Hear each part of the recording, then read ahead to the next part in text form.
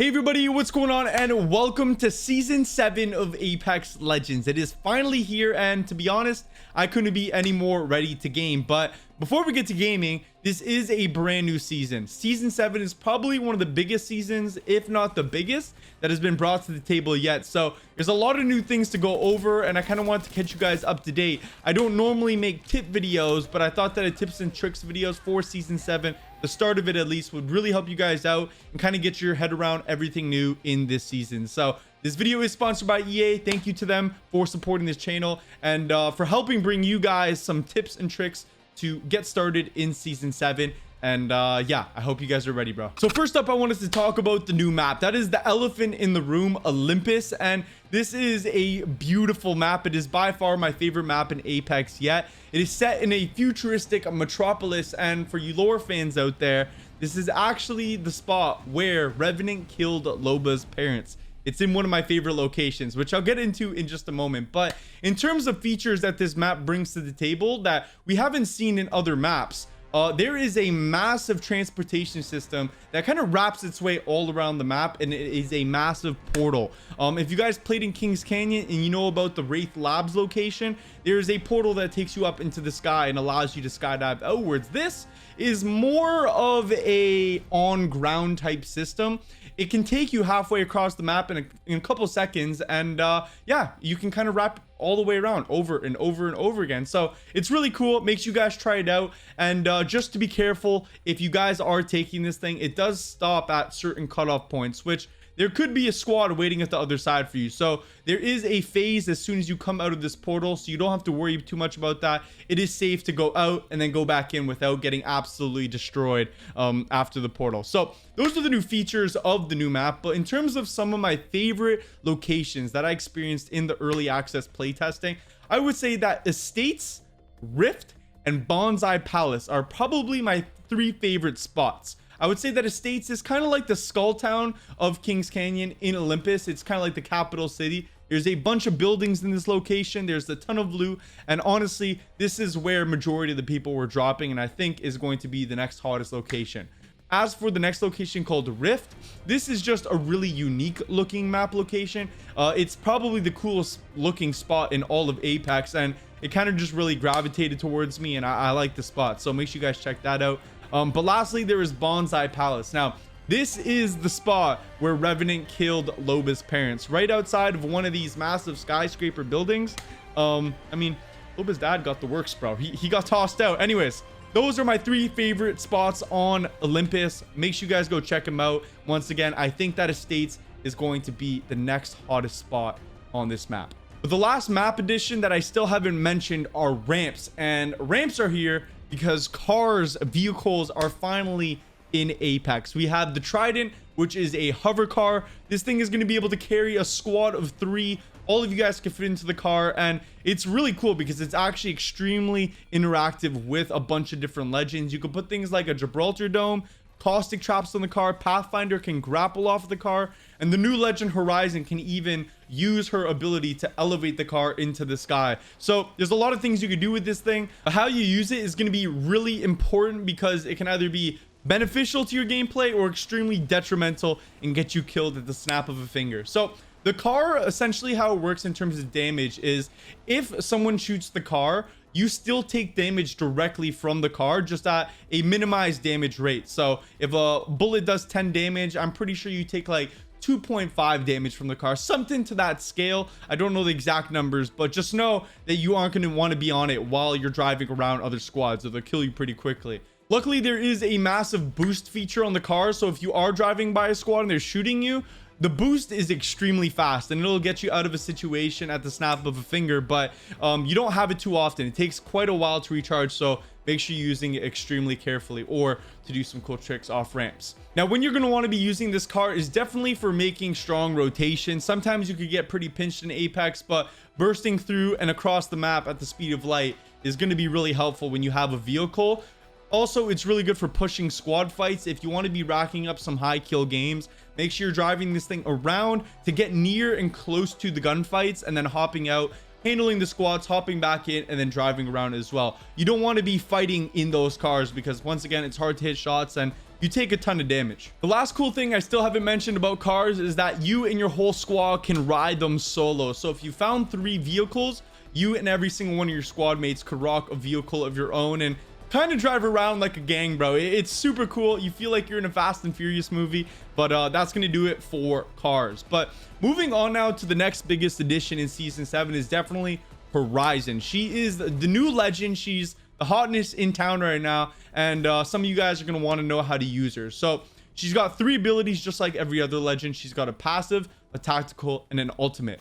Her tactical is called Gravity Lift. This is a little deployable pad which respawns very, very quickly. I think every 12 seconds you get one. So you could throw it down, it lifts you up extremely high, and you and your whole squad can take it. But don't forget that enemies can also take it as well. As for her ultimate, this is called Black Hole, and you can chuck it pretty far, but especially in doorways, if there's a squad camping or a squad trying to run away from you and you chuck it, it sucks them up, and it is basically free damage. So make sure you're coordinating it with your squad and firing away as soon as you chuck that ultimate. And lastly, she's got her passive ability, which is called Spacewalk. Now, some of you might find it a little bit confusing at first when you read the description, but essentially it gives you increased air control. And by air control, that means if you slid off the top of a building and you try to strafe in the air left to right, with other legends, you wouldn't really go too far, but with Horizon, you can almost do a 90-degree turn all the way around a corner. Obviously it's not going to be a sharp 90-degree turn, but you can, weave your way all the way around sharp corner, and it is very, very powerful once you get the hang of it. Also, it breaks falls immediately, so if you do jump off a tall building, you're going to be able to slide right out of that really quickly and get away. And sometimes that is the difference in gunfights, so make sure you guys are trying that out. But those are the biggest tips I could give you for the biggest changes in season 7 so far.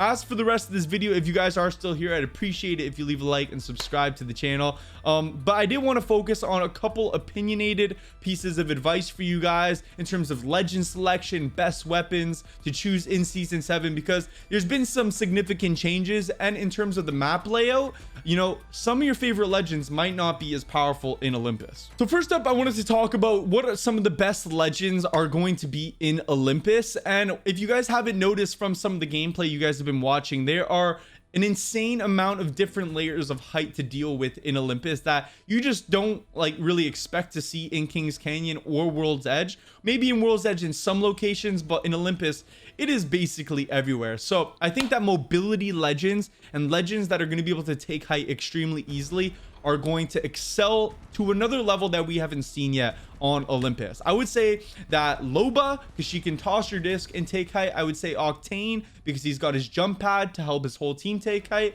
I would say that Horizon, Pathfinder, and even Revenant, who could just creepy crawl it up any wall you really encounter. I know it's not the quickest height taking ability, but anything that's going to get you up to the next level of height is going to be extremely beneficial in this map. So I would say, once again, Pathfinder, Horizon, Octane, Loba, and Revenant. Those are some really powerful legends. But moving on, and as for what I think are going to be some of the best weapons in Olympus. Now, once again, I'm putting a massive emphasis on the fact that we're in Olympus because of the different layouts. Certain guns aren't as useful because they're not going to be used in as many situations.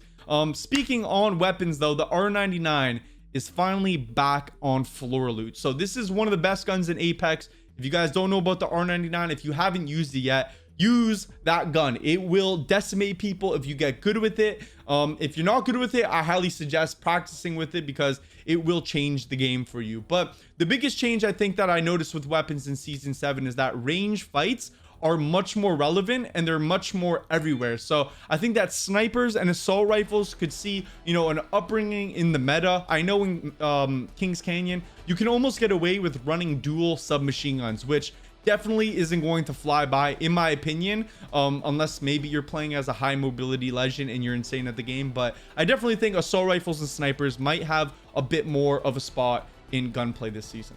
But as for new things coming to weapons in season 7, we do have a new hop up called Quick Draw Holster, and this is really nice. It's going to make some less relevant weapons a little bit more relevant. You can use it on the RE45 or the Wingman.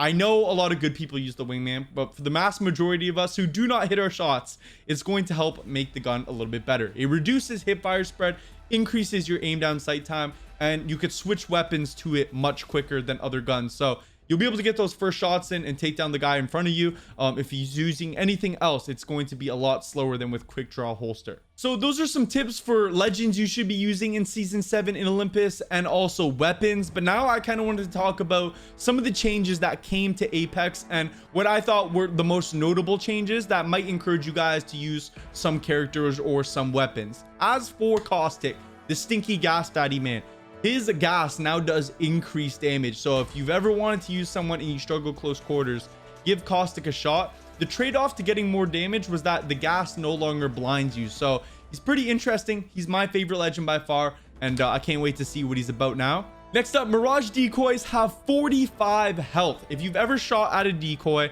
and you thought it was kind of a hassle, you had to run through all of them to find the real Mirage, now all of them have 45 health, and that's about half a magazine to burn through before you find out it's not the real Mirage. So Mirage is going to be a pretty scary character this season. Definitely give him a shot. I think he's going to be high tier. As for Octane, he now heals faster over time. It's not the biggest change, but I thought it was a really nice quality of life improvement for Octane mains out there. So you are going to regenerate a solid HP per second instead of 0.5 HP per second. The last of the legend buffs that I thought you guys should know about as a tip to try out is definitely Loba's ultimate. Loba's ultimate ability is a shop boutique that allows you to loot any nearby loot. But the problem was there's not a whole lot of space to get what you want. And if you do get what you want, it's not enough of what you want. So ammo no longer takes up one of the two inventory slots in Loba's boutique. So you can grab ammo and then now 2 sets of heals if that's what you want to grab.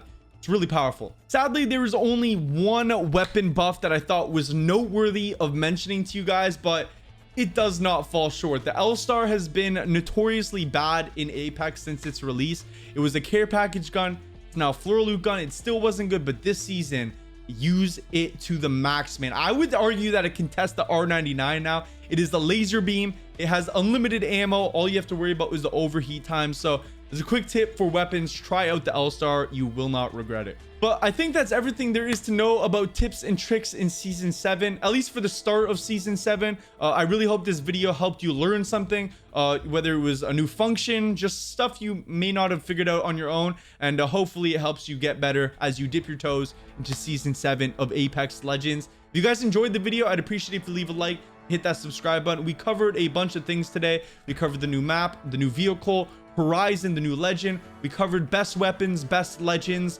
and some nerfs and buffs and changes coming in season 7. If I could leave you off with one final tip before I head on out of here, and I think that this is probably one of the most important tips out of all of them, is do not kill the Marvins. If you see this funny little guy, just leave him alone, okay? It might anger your teammates if they're a Titanfall fan. You might make some enemies in game. I don't really have much else to say. Just, I've killed one in the past. Don't do it. It'll save you a lot of griefing. I'll see you guys in the next one. Have a great rest of your day. Peace out.